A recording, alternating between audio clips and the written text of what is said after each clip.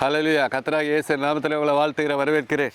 இந்த வேளையில் சங்கீதம் 1ஆம் அதிகாரம் 2-3. கர்த்தருடைய வேதத்தில் பிரியமாக இருந்து இரவு பகலும் அவருடைய வேதத்தில் தியானமாக இருக்கிற மனுஷன் பாக்கியவான். அவன் நீர்கால் ஓரமாக நடப்பட்டு தன் காலத்தில் தன் கனியை தந்து இலைதூராத மரத்தை போல் இருப்பான். அவன் செய்வதெல்லாம் வாய்க்கும். ஹல்லேலூயா. இரவு பகல் அவருடைய வேதத்தில் தியானமாக இருக்கணும், பரிசுத்தமாக இருக்கணும். அதிகாலையில் அவரை நோக்கி கூப்பிடும்போது பாருங்கள், சங்கீதம் 5. கர்த்தாவே, காலையிலே என் சத்தத்தை கேட்டருள்வீர். காலையிலே உமக்கு நேராக வந்து ஆயத்தமாகி காத்திருப்பேன். நம்ம காத்திருக்கணும். அதிகாலையில் அவரை தேடுவது, ஹல்லேலூயா, அதிகாலையில் அவரை தேடுவது நித்திய ஜீவனை கொடுப்பார். ஹல்லேலூயா. அதிகாலையில் என்னை தேடுகிறேன், என்னை கண்டடைவேன், என்னை கண்டடைகிற ஜீவனை கண்டடைகிறான்னு சொல்லுகிறார். நம்மளுக்கு ஜீவன், ஆரோக்கியம், பலன் எல்லாம் அவரே தான்.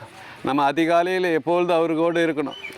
எவ்வளோ தொழில் இருந்தாலும், எவ்வளோ பெரிய வேலை இருந்தாலும், நம்ம தூக்கம் இல்லைன்னா கூட அதிகாலையில் அவர் 1 மணி நேரமாக தேடும்போது நம்மளுக்கு கிருபை மேலே கிருபை தந்து ஆசீர்வதிக்கிறார். எப்படி ஆசீர்வதிக்கிறார் பாருங்கள். 11ஆவது வசனம், சங்கீதம் 5:11. உம்மை நம்புகிற யாவரும் சந்தோஷித்து என்னாலும் கெம்பீர்ப்பார்கள். நீர் அவர்களை காப்பாற்றுவீர். உம்முடைய நாமத்தை நேசிக்கிறவர் உண்மையில் களி கூறுவார்களாக.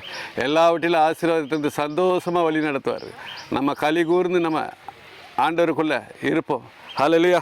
நம்ம ஜெபிப்போம். இந்த வேலையில் கர்த்தாவே, உம்மை நோக்கி வருகிற ராஜா, இதை கேட்டிருக்கிற ஒவ்வொருவரும் ஆசீர்வதிக்கிற ராஜா, ஆசீர்வதிக்க கிருபை மேலே கிருபை தந்து சந்தோஷம் தந்து எல்லாரும் உண்மையில் கலிகூற கிருபை தாங்க ராஜா. எப்போதும் சந்தோஷமாக கிருபை தாங்க, கிருபை தாங்க ராஜா. இயேசு நாமத்தில் ஜெபிக்கிற ஜெபங்களில் பிதாவே, ஆமென். ஹல்லேலூயா.